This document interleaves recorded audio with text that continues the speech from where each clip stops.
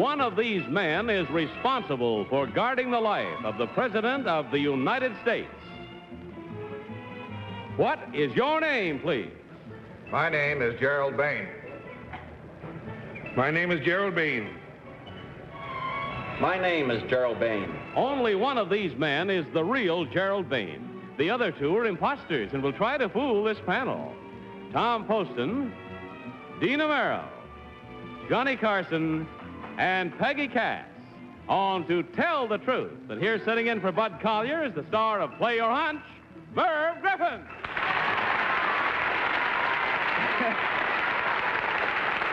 Thank you very much.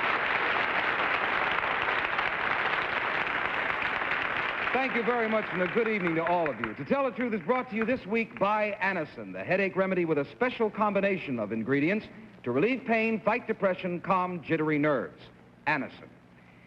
Well, proud to be here again with all of you this week, panel. You know, it's interesting, last year when I replaced Bud Collier, burglars broke into his home, and in case they're watching, you only have a week left. Now, panel, please open your envelopes, take out your affidavit cards for the first time, and follow along as I read. I, Gerald Bain, am special agent in charge of the Secret Service detail at the White House. As such, I have the responsibility of guarding the President of the United States at all times, wherever he may be, either in this country or abroad. I've been assigned to the White House for more than 20 years, serving Presidents Roosevelt, Truman, Eisenhower, and now President Kennedy. I became head of the detail in 1961. So far, I have traveled some 800,000 miles with the Presidentia in the performance of my duty. Signed, Gerald Bain.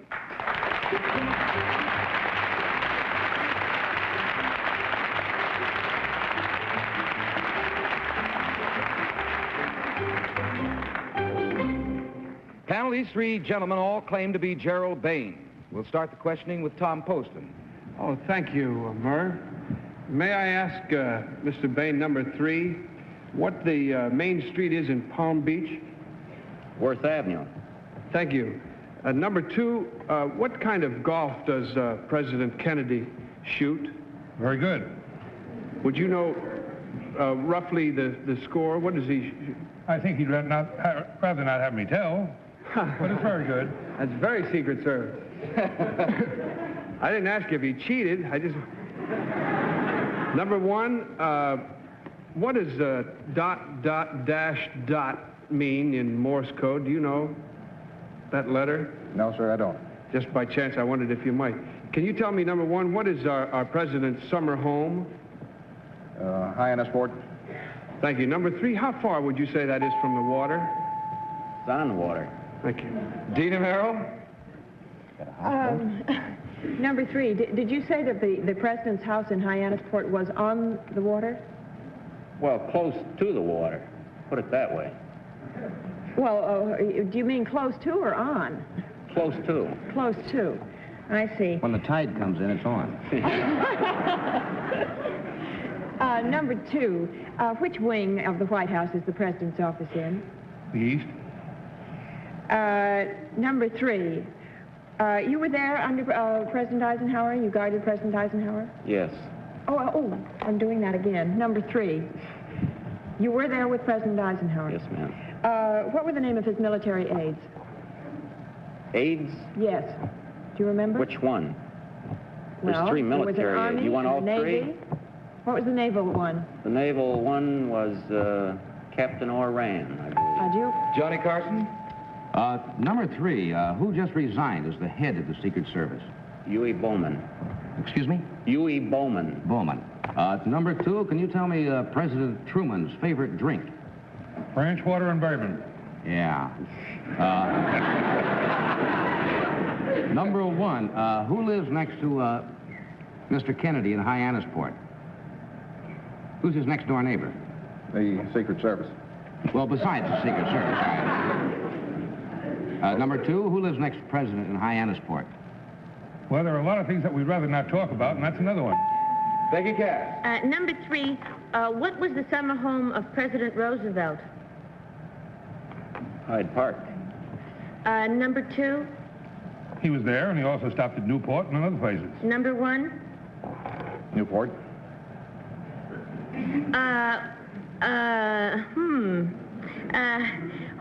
Number 3, what was the name of Mrs. Eisenhower's secretary?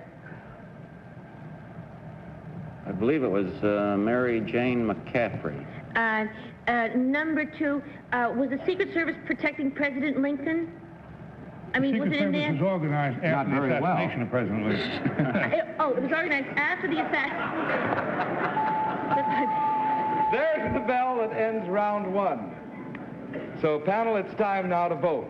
Without consultation, no consultation there, as there is a Secret Service man in the house, mark your ballots and select number 1, number 2, or number 3. The team of challengers will get $250 for every incorrect vote. Are all ballots marked? Not yet, but I'm marking. I wouldn't cheat you for the world. Well, you're first, Tom. Is that it? That's it. Oh, what did I write, a 3? I'm sorry. That's what I want. I didn't like the answer too much about the summer home, but I thought that was the only time he faltered, and the other ones faltered a little bit on other questions, so I voted for number 3. Dina, what's your vote? I voted for number 2, Merv. I didn't like number 3's answer about the summer home being on the water, also about the naval aid. That wasn't the one I knew. And number 1 hedged on a few things, so I voted on 2. Johnny? I voted for number 2. He knew that President Truman's favorite drink is branch water and bourbon. And President Kennedy's favorite drink is milk lately. So, Peggy? Well, I voted for number 3 because I think that was the name of Mrs. Eisenhower's secretary. But I always thought the Roosevelts went to Campobello Island. That was before he became governor. Well, we may get all kinds of information now because the votes are all in and your minds are made up. And now we find out which one of these 3 gentlemen is head of the Secret Service at the White House. Will the real Gerald Bain please stand up?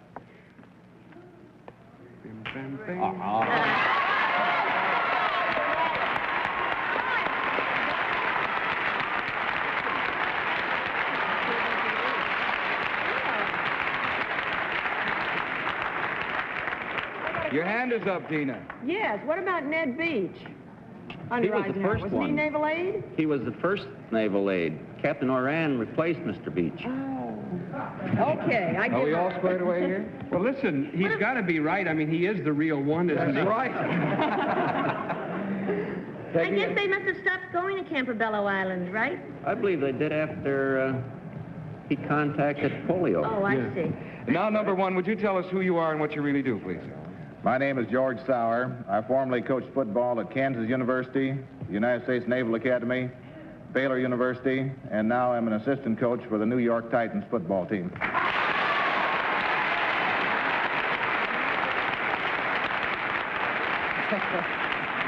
That's an impressive score you have there, sir. Number 2, your name, sir?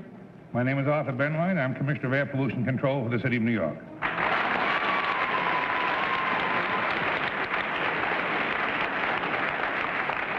And that is sort of a Secret Service, too, but a very special service. In a way, Well, there have been a total of 2 incorrect votes, which means a total of $500 from Anison. We thank you very much, and on your way out, gentlemen, a gift box of fine products from the makers of Anison for each one of you. Thank you so much, and good evening. Our next team of challengers.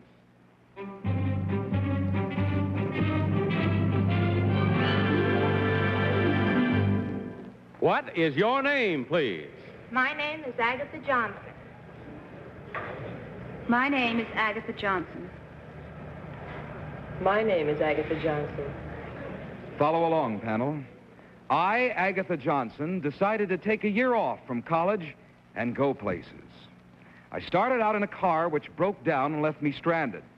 Now, refusing to give up the idea of travel, I signed on as part of the crew of a Norwegian freighter bound for Japan, Hong Kong, Formosa, and other romantic places. For 30,000 miles, I served meals, made beds, and scrubbed cabin floors for the ship's 7 junior officers. If I ever sign on a ship again, it will not be as a mess boy. Signed, Agatha Johnson. 3 young ladies claim to be Agatha Johnson. So we might start the cross-examination with Johnny Carson. Agatha number 2, where'd your car break down? It broke down in Florida, down Hollywood Beach. What did you have, a hurt you push or what? No, it was an old Buick. Number 1, were you the only girl aboard this ship? No, there were 2 other girls aboard. Uh-huh. Number 3, if somebody said, hi, Elskling, to you, would that mean anything? You would mean, hi, darling? Hi, darling. That's true. Number 2, what's the wardroom? I beg your pardon? The wardroom. Oh, that's where the captain would tell the officers what was going on for the day. Number 1, what is the head? The head is where private business is conducted.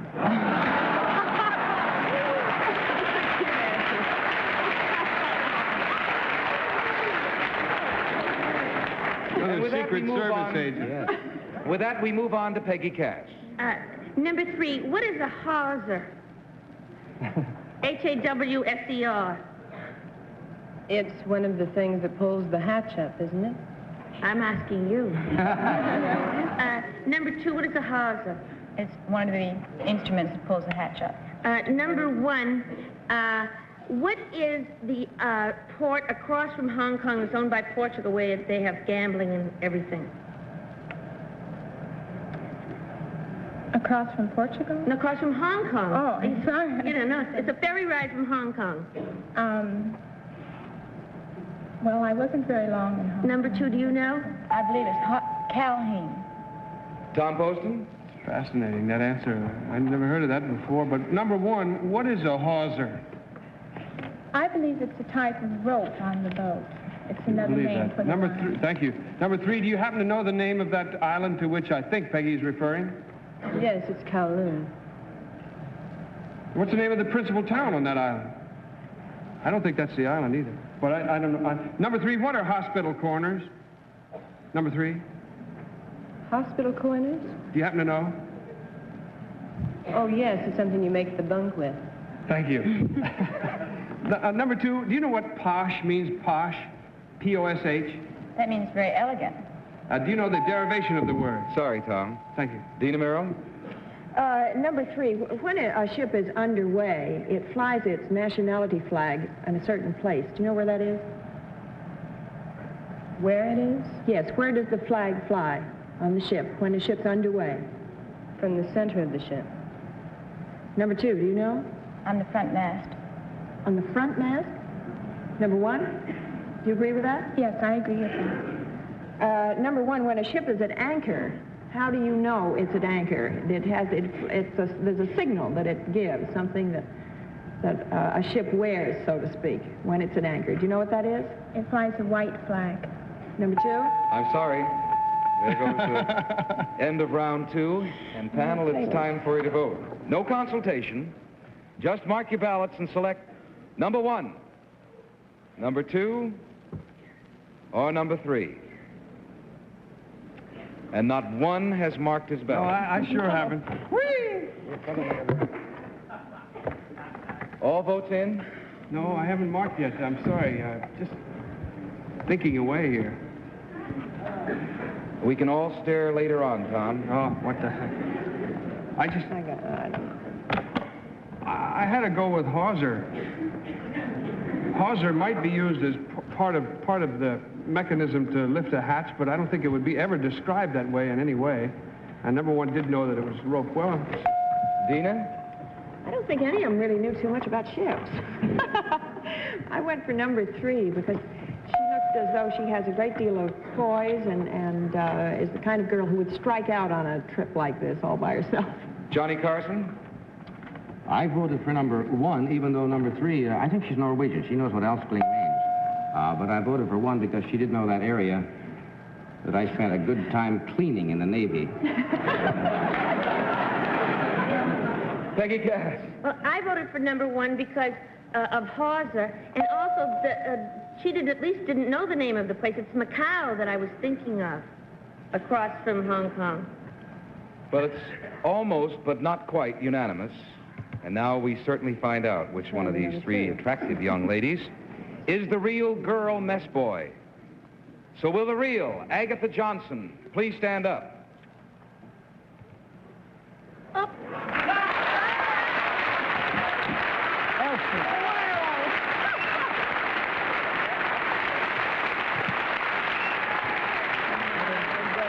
Thank you. Number one, who are you and what do you really do? My name is Sally Gressman, and I'm an 8th grade school teacher at John S. Roberts Junior High School.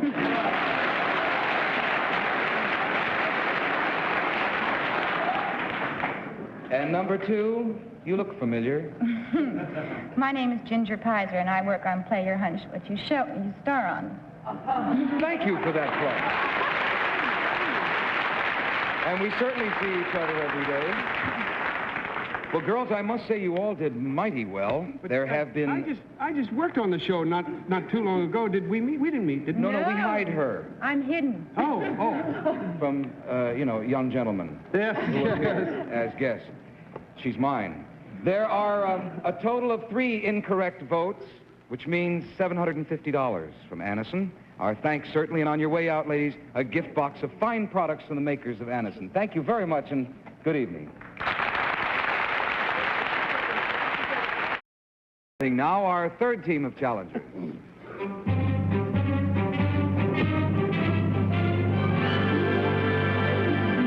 What is your name, please?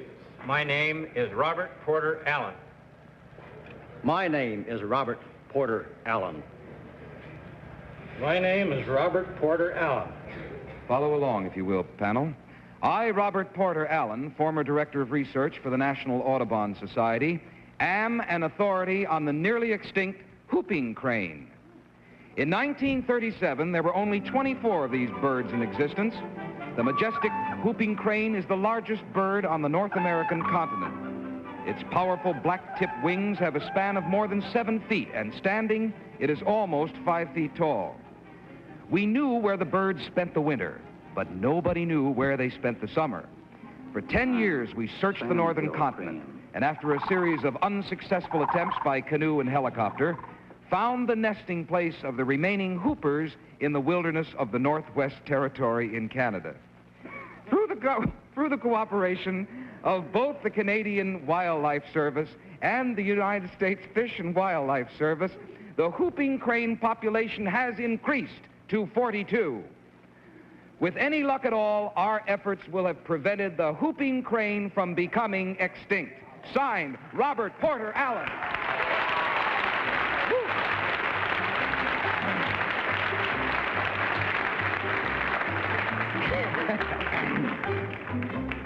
Well, that was something to read.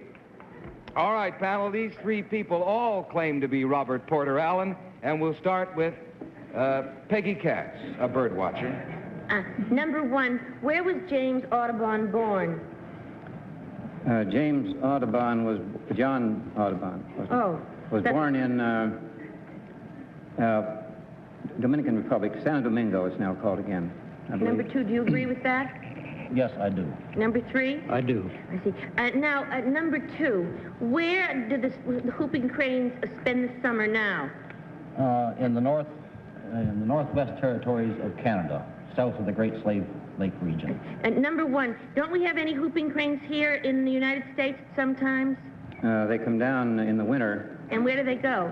On the Texas Gulf Coast. I see. Number 3, who is Fairfield Osborne? I don't know. No. Sorry, Peggy. Tom Poston? Oh, thank you, Merv. Number 1, who is Ed Dodd? Ed Dodd did a comic strip, didn't he? Mark Trail. Does. Thank you, number 1. Number 2, was that film taken in the wintertime or in the summertime?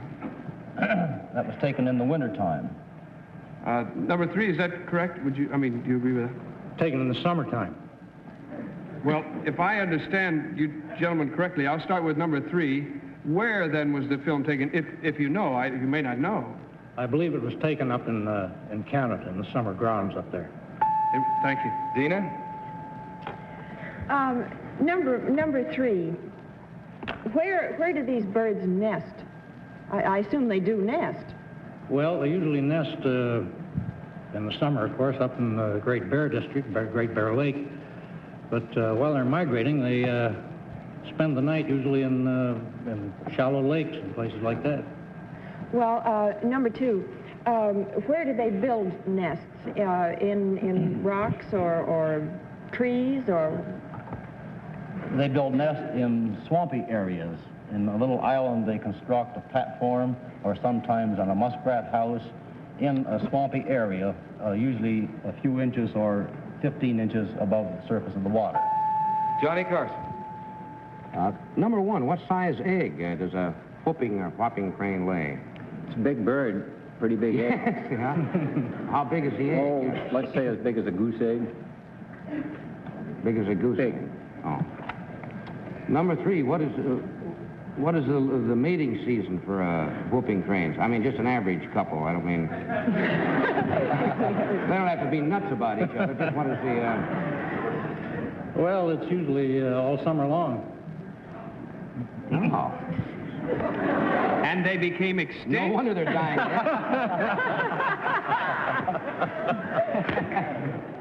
What a way to go. I'm sorry. The bells are ringing, the lights are flashing. All right. It's time to vote, panel. Without consultation, please mark your ballots and vote for number one, number two, or number three. All marked? I'm marked. Are you marked, Peggy? I'm marked. Dina marked? Yes, I guess. Tom Poston, for whom did you vote? Even I voted for number two. Number one is right. I really should vote for him just because he knew or knows who Ed Dodd is. The reason I ask is because he's tremendously interested in wildlife, and he does a thing called the lost. No, he's a great man. And but number two answered so well about where they nested, where they lived, and how they built, and so forth, that I voted for him. Dina? Well, Merv, I voted for number one. He looks like an outdoor type that might really go after these whooping cranes up in Canada. I don't know anything about whooping cranes. Johnny? I voted for number one. I want to keep my record straight tonight of none right. And Peggy Cass? I voted for number one because I think those birds do spend the summer in Texas. I read it somewhere. Uh-huh. All right. The votes are all in, and certainly your minds are all made up. So now comes the moment of truth, gentlemen, where we find out which one of these three gentlemen is Robert Porter Allen, Whooping Crane Authority. So, would the real Robert Porter Allen please stand up?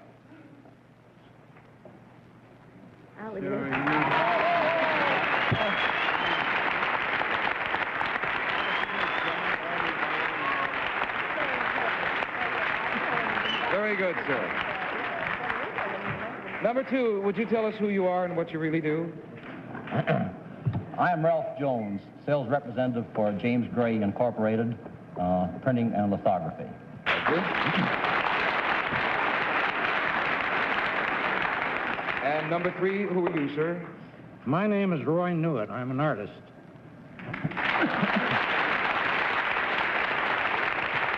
Well, there's only been one incorrect vote, which means a total of $250 from Anison. Our thanks to all of you.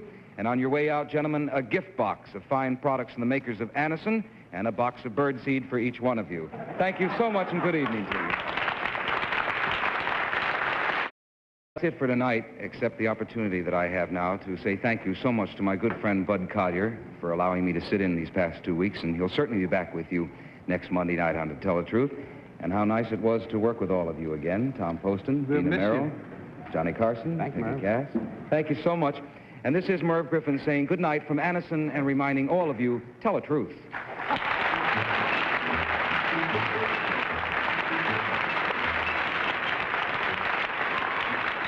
To Tell the Truth is a Mark Goodson, Bill Todman production.